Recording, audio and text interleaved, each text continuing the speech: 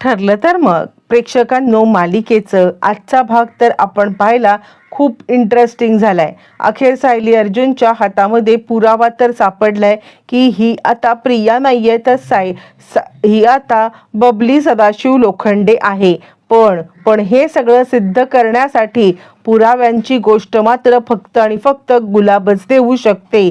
आता इकडे अशी काही भूतकाळात गोष्ट घडलेली आहे की ज्याच्यामुळे गुलाबचा मुळातच बबलीवरती इतका राग आहे की बबलीने आता इकडे खरं तर गुलाबचं खूप मोठं नुकसान केलेलं आहे आणि त्याचाच वचपा काढण्यासाठी आता मात्र ही गुलाब प्रियाच्या विरोधात अशी काही उभी राहिलेली आहे.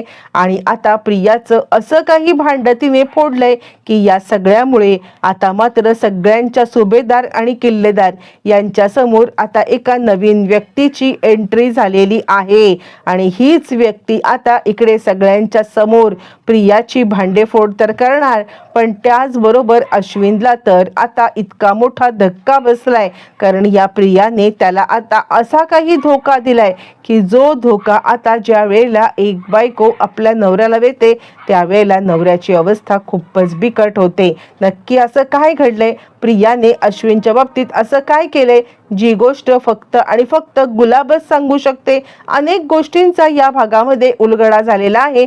व्हिडिओ अगदी शेवटपर्यंत पहा. प्रेक्षकांनो, इकडे आता अर्जुन आणि सायली यांना तर प्रियाचं खरं नाव समजलेलं आहे आणि आता त्यांच्या लक्षात एक गोष्ट आले की ज्या नावासाठी आपण आता किंवा जी आयडेंटिटी आपण आता सायलीची समजत होतो ती आयडेंटिटी सायलीची तर नाहीच आहे, ती आयडेंटिटी प्रियाची आहे. मग आता हे प्रियाचं फोटो सायलीच्या गाठोड्यात कसा काय आला? आता हा प्रश्न दोघांना पडल्यावरती याचं उत्तर सुद्धा फक्त आणि फक्त सदा ही म्हणजे हे फक्त सदा, मैना आणि गुलाब या तिघच जण देऊ शकतात. ही गोष्ट अर्जुन सायलीला समजले आणि त्यानंतर मग आता इकडे अर्जुन म्हणतोय ते काही नाहीये, सदा मैना तर आपल्याला खरं काही सांगणार नाहीयेत. आपल्याला खरं या बाबतीत सुद्धा जर कोणी सांगू शकत असेल तर ते आहे फक्त आणि फक्त गुलाब. अर्जुन सायली गुलाबकडे पुन्हा एकदा आलेले आहेत आणि गुलाबला पुन्हा एकदा जाब विचारायला लागलेले आहेत की आता हे सगळं कसं काय घडलं? जर का त्यांची 5वी मुलगी ही आता बबली आहे तर मात्र आता सायलीचा इथे तो फोटो कसा काय आला? गुलाब म्हणते ही गोष्ट मला कशी माहिती असणार आहे? पण हा, ती बबली ज्या वेळेला इथं होती ना तेव्हा इतकी चंट होती, म्हणून मी तुम्हाला सांगू ना, ती काहीही करू शकत होती. तुम्हाला तर माहीत पण नसेल, माझ्या घरामध्ये इतका मोठा डल्ला मारून ती गेली होती आणि आता माझ्या नवऱ्याचं आणि माझं नातं तुटण्यासाठी तीच कारणीभूत होती. यावरती आता इकडे सायलीला त्याच्यात काही इंटरेस्ट नाहीये, पण तरी सुद्धा याच्यामुळे काही धागा दोरा आपल्या हातात लागला तर, म्हणून आता ती विचारायला लागते काय झालं, काय होतं? त्यावरती मग आता गुलाब सांगायला लागते काही नाही, हिने माझ्या नवऱ्याच्या समोर आता माझ्या एका म्हणजे एक माझा मित्र होता त्याचं आता सत्य आणला होता माहितीये. आणि इतकी ही डॅम्बरट पोरगी त्यावेळेला सुद्धा होती ना की मला हे करण्यासाठी ती आता मलाच म्हणजे मी तिला त्रास द्यायचे ना. म्हणजे खरं तर मी आत्ता तुमच्या सगळ्यांच्या समोर सांगते खरं, पण मला पोलिसात जायचं नाहीये. माझ्याकडे भीक मागण्यासाठी काही मुलं होती, त्यातलीच एक बबली, पण ही बबली सगळ्यांना भडकवायची म्हणून हिला उपाशी ठेवायचे मी. तर त्याचमुळे हिने माझ्या नवऱ्याला माझ्या विरुद्ध भडकवलं आणि त्याचमुळे माझा नवरा मला सोडून गेला. ही काही साधी सोपी पोरगी नाहीये. यावरती सायली आता सांगायला हे बघा, तुम्हाला प्रियाने काय केलंय ते मला माहित नाहीये, पण आत्ता प्रिया आमच्या घरामध्ये येऊन खूप साऱ्या आता प्रॉब्लेमॅटिक सिच्युएशन करत आहे आणि त्यासाठी आम्हाला तुमची मदत पाहिजे आहे. यावरती ती म्हणते तुम्हाला मी जी मदत पाहिजे ती करेन, पण करायचंय काय? यावरती मग आता प्रिया सायली सांगायला लागते हे बघा, काहीही झालं ना तरी सुद्धा तुम्ही या सगळ्यामध्ये आता इकडे तुम्हाला असं नक्कीच काहीतरी माहिती असेल की ज्याच्यामुळे आता इकडे सगळ्या घरच्यांच्या समोर आता ती प्रिया नाहीये हे सत्य जर का तुम्ही सिद्ध करू शकलात तर ते नक्कीच आम्हाला मदतीचं होईल. यावरती ती सांगायला लागते हे बघा, मी तो तिकडे येईन खरं, पण त्यावेळेला सुद्धा आता ती काहीतरी जुगवाजुगवी करेल. पण हा माझ्याकडे एक व्यक्ती अशी आहे की ती व्यक्ती सगळ्यांच्या समोर ही बबली सदाशिव लोखंडे आहे हे आता सांगू शकते. यावरती सायली म्हणते, कोण? सदा आणि मैना? ते तर काही सांगणार नाहीयेत, कारण मुळातच तिने त्यांना पैसे देऊन तोंड त्यांचं गप्प केलंय. यावरती आता इकडे सांगायला लागते ती म्हणजे गुलाब नाही, एक व्यक्ती अशी आहे की आता ह्या प्रियाने त्यांना सुद्धा खूप मोठा धोका दिलेला आहे. म्हणजे आता हिने त्याचं आयुष्य बर्बाद केलंय. तुम्हाला माहित नसेल तर आता एक मुलगा आहे आणि हिने त्याच्या बाबतीत इतकं चुकीचं केलंय ना की आता त्याचे आई वडील येऊनच सत्य सांगतील. म्हणजे खरं सांगायचं तर आता अर्जुन म्हणाला, तो काय, कोण आहेत ते? यावरती ती सांगते, तुम्ही चिंता करू नका, तुम्ही जर का एक वकील म्हणून किंवा आता कोणी वेगळे म्हणून त्यांच्याकडे गेलात ना तर ते तुमची मदत बिलकुल करणार नाहीयेत. पण आता मी तुम्हाला नक्कीच सांगू शकते की ह्या मुलीने काय केलंय ना, आणि मी तिला घेऊन त्या आई वडिलांना आणि त्या मुलाला घेऊन तिकडे येऊ शकते. यावरती मी त्यांना घेऊन तुमच्या समोर येईन आणि तेच खरं तर प्रियाचं भांड फोडतील.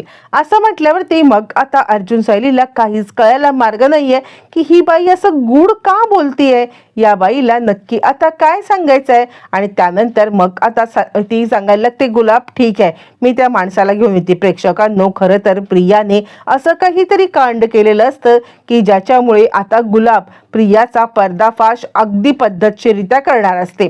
तोपर्यंत आता इकडे सायली विचार करते, काही झालं तरी सुद्धा मला आता प्रतिमा आत्या आणि आता रविराज काका यांना सुद्धा इकडे बोलवून घेतलं पाहिजे आणि त्यांना सुद्धा सत्य सांगितलं पाहिजे. आणि म्हणून आता सायली फोन करते आणि प्रतिमा आत्या आणि रविराज काका, तुम्ही एक काम करा, तुम्ही ताबडतोब आता इकडे घरी निघून या, कारण आता आपल्या इथे असं काहीतरी घडणार आहे की ज्याच्यामुळे खूप मोठं सत्य समोर येणार आहे. आणि त्यावरती मग आता प्रतिमा सांगायला लागते, काय ग सायली, काय झालंय?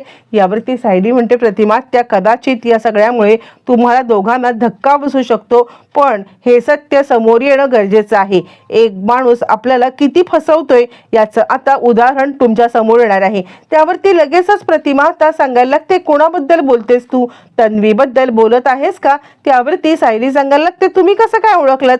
त्यावरती मग आता प्रतिमा सांगते, खरं सांगू का, तर आता तू हे बोलतेस ना म्हणून नाही, तर मला आधीपासूनच तिच्यावरती डाऊट आहे की काहीही झालं ना तरी ती आपल्या सगळ्यांची फसवणूक करत आहे आणि आपल्या सगळ्यांना ती आता काही ना काहीतरी खोटं हे करत आहे. यावरती मग आता लगेच सायली सांगायला लागते, ठीक आहे, मी तुम्हाला सगळं इकडे आल्यावरती सत्य सांगेन, तुम्ही या. असं म्हटल्यावरती मग आता प्रेक्षकांनो, रविराज आणि प्रतिमा हे दोघं जण यायला निघालेत इकडे. तोपर्यंत गुलाब आता घरी यायला निघालेली आहे. ज्या वेळेला गुलाब घरी यायला निघाले तोपर्यंत गुलाबने सायलीला फोन करून आता इकडे सगळं सत्य सांगितलेलं आहे. आणि आता तिने सांगितलेलं आहे की या प्रियाने, खरं तर प्रियाचं प्रेक्षकांनो आता एक ऑलरेडी लग्न झालेलं आहे.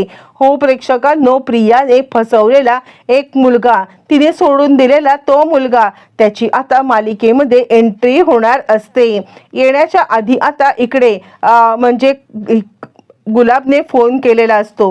गुलाबने फोन करून आता इकडे लगेचच सायलीला सांगितलेलं असतं की मी त्या मुलाला आणि त्याच्या आई वडिलांना घेऊन येत आहे. असं म्हटल्यावरती मग आता लगेचच इकडे सायली सांगायला लागते, कोण मुलगा? त्यावरती ती सांगते, खरं सांगू तर आता हिने मुळातच एका माणसासोबत लग्न केलंय, म्हणजे माझ्याकडून पळून गेल्यानंतर मग आता ही ज्या वेळेला तुमच्या आश्रमात होती ना तेव्हाच हिने एका मुलाला फसवलंय. त्याला आता खोटं लग्नाचं आमिष देऊन त्याच्याकडून पैसे उकळलेत. पण आता पैसे उकळल्यावरती त्याला आता डिच्चू दिलाय. तिला समजलंय की तो आता इतका काही श्रीमंत नाहीये, म्हणून त्याला सोडूनही निघून गेले. मी त्याला घेऊन येतोय. असं म्हटल्यावरती मग आता सायली इकडे सगळ्या घरच्यांना बोलवते.